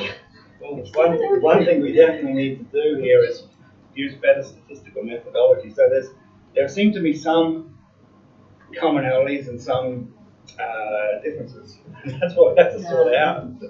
One thing as I said before, so the UN is very eager to promote proper methodology, which is they didn't really tell us how to do that. So they said, whatever you do it properly. But then they present various SDGs which have to be customized to a particular country. So we're interested in working in the Pacific. Some SDGs apply more directly than others to the Pacific. They have to be modified. And no guidance on how to measure, no clear guidance on how to measure those with data sources, what data sources might be useful. So on one hand, they're saying, well, you should use these big data sources, but not how to do that. Oh, and by the way, you must adopt a rigorous methodology while you're doing that. So it's a little unclear, and that's why there's so much work to be done in this field. So it's a long-term prospect. So I definitely think we need to talk more about statistical methods. Actually, Mr. Win is interested with the small area estimations also. Thing. Yeah. Well, it's one idea that seems to be useful. So we were talking with people who do mapping in Africa, and so of course there are large areas that have very small populations in Africa, and there's not a lot of survey data on those areas. They do need to estimate what's in poverty, access to healthcare, and other things. Just population, just even estimating the population itself is not easy in those countries. So small area estimation is one, and it's not one thing, but a large variety of methods that could be used to for that sort of estimation problem.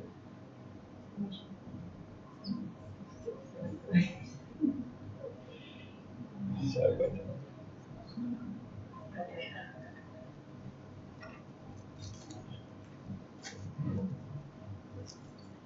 Sir, I have one question again.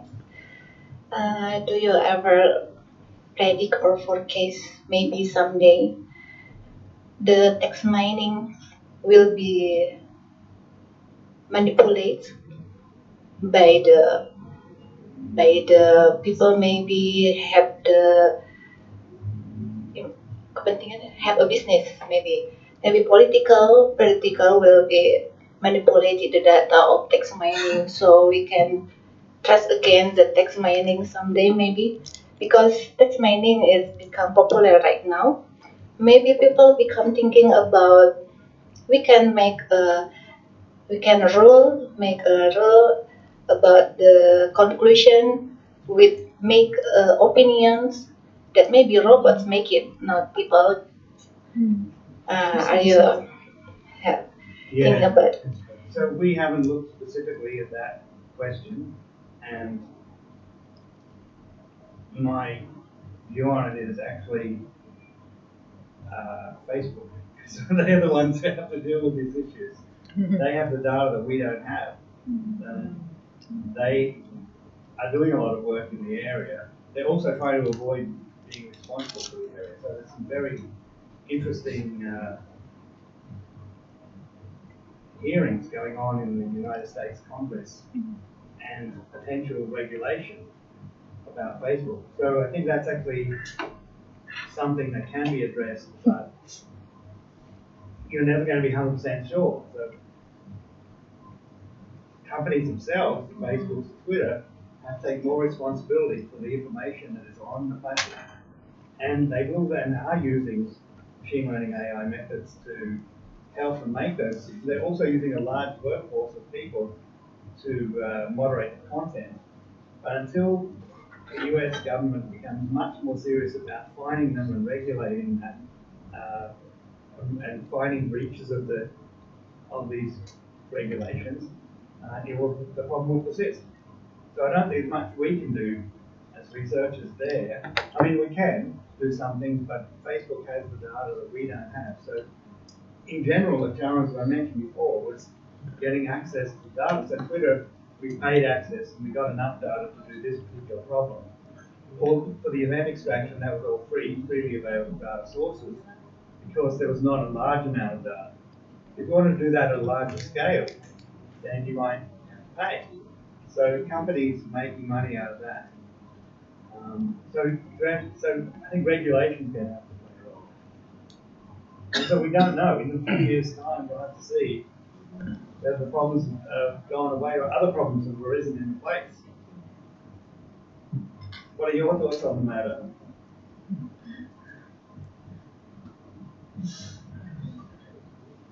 Can I ask you the same question? Iya bisa aja sih. Bisa aja. Tutup. Oh Lutfi. Lutfi. Ya.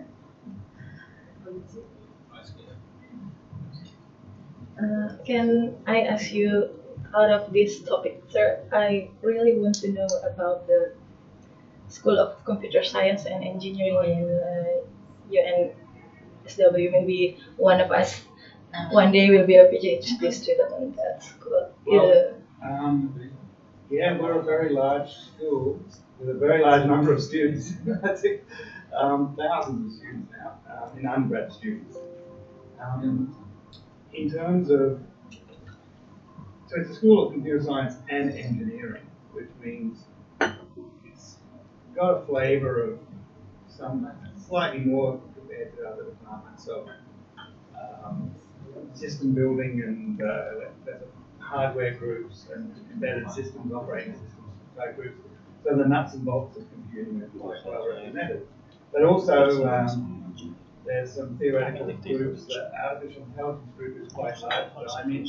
So we cover theory, so optimization, train satisfaction, knowledge representation, computer vision, machine learning, data mining, a whole range. There's a strong human-computer interaction group of a bunch of people. They're not always organized very well into groups, but there's a lot of work.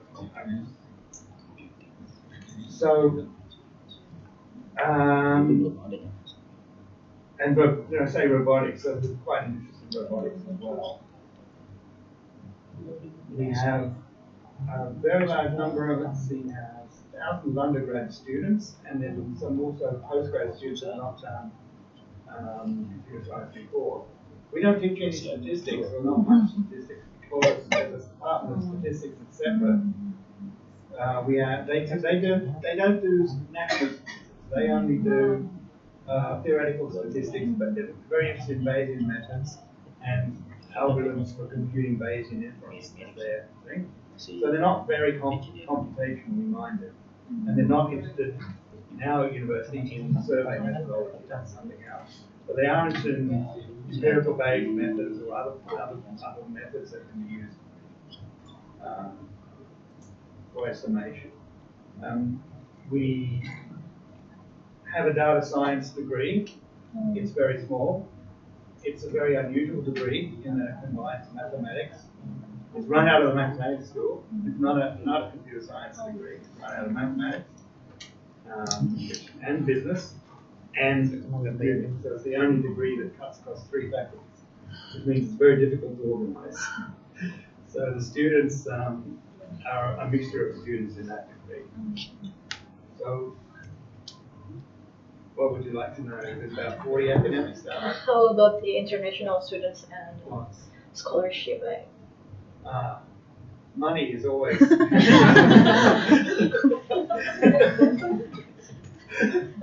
hard question to answer. Yeah, International students. We always, if people can get living expenses, now what is good is that the fees, so we have very high fees. I think they're way too high. But for any PhD student, usually there's a scholarship to cover the fees. So if anyone can get a to get that, we also have to have a living allowance scholarship, so an amount that will cover day-to-day expenses. If you have that, then there's a way of covering the fees. So most for PhD students.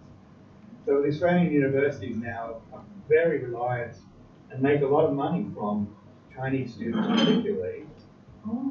Yeah, many Chinese students. Thousands of Chinese students. Many. But also historically, UNSW particularly had an interest in Southeast Asia with the Colombo plan. So historically, there was a lot of students from Sri Lanka and also from Singapore and Malaysia, and some from Indonesia. So I see some Indonesian students. Just to give you an idea of this team, John is from Colombia, Latin America. Sandeep is from Sri Lanka. Mike's from Scotland. Alfred's from Holland. Suzanne's from Germany, and Brad's from New Zealand. Oh, I'm the only one from Australia on the list. multinational. Yeah, that's quite it. I'm the only one from Australia. Yeah. So John's from Colombia, and Sandeep is from Sri Lanka. Mike's from Scotland. Alfred's from Holland. Holland. Dapat dari Jerman. Suzanne's from Germany. About the research area, sir, is there any research about social implication of technology and system information? So social implications. Yes. Yeah, so that's part of our project. So there's a centre called the, in the law faculty, there's a centre called the Allens Hub for IT innovation, but it's more about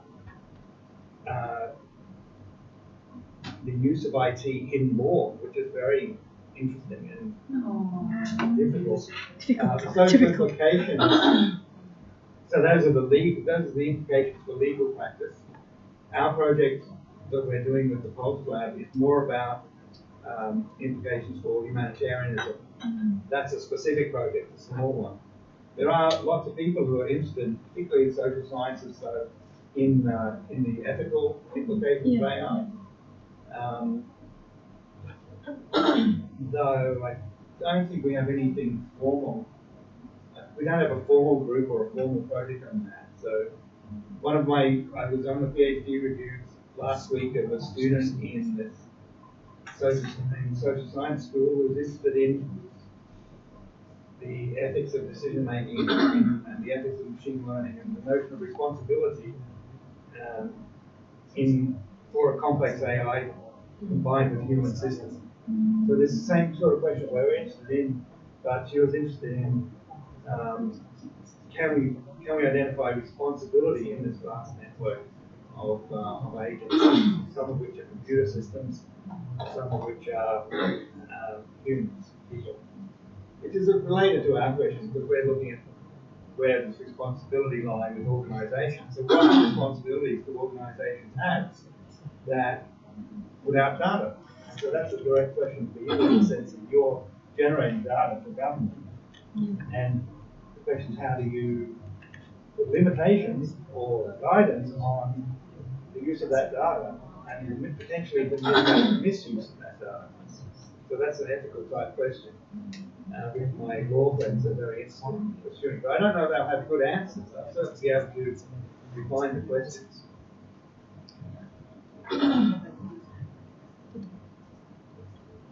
Ada lagi yang mau ditanyakan Bapak Ibu? Cukup.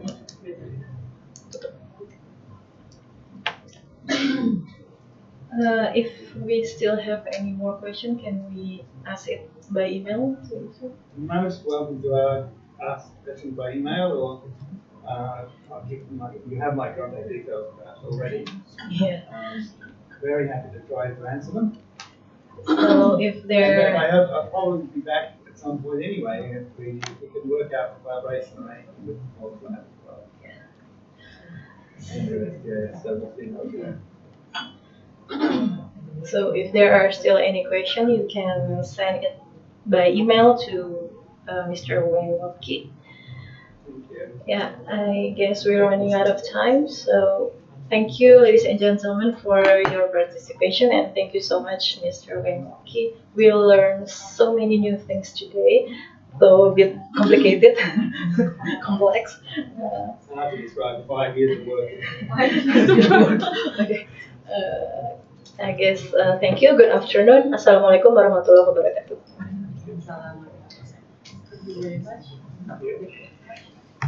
Picture. Dokumenter. Where does it go?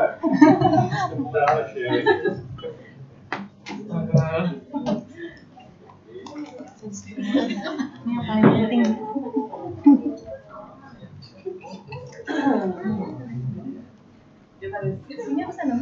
Oh sana. Oke. Oh udah ada. Oh iya ya. Sempet nggak? Kameranya ada iPhone. Oppo. Ada Oppo. iPhone. Saya janganlah Pak. Where are we going? Are we going to the flags? Prove something. Send it to my boss so they know I was Okay. like possible, right? Oh. Yeah. Pak. You want me to sit down?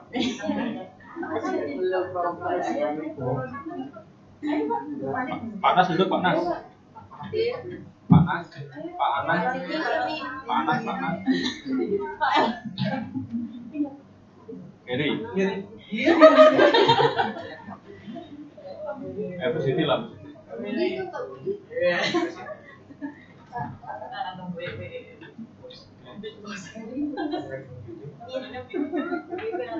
Satu, dua, tiga. Satu, dua, tiga. Bumerang. Satu, dua, tiga. Kok? Apa gaya SP? Beneran. Satu, dua, tiga.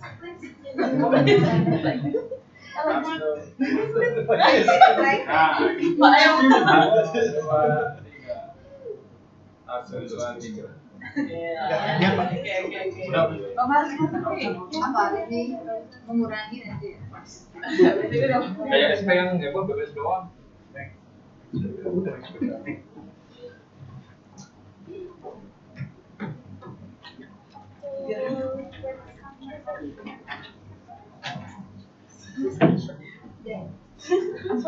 think there's a movie. There's a movie. Dude, all the best. When you solve those questions, please let me know the answers. It's quite complicated.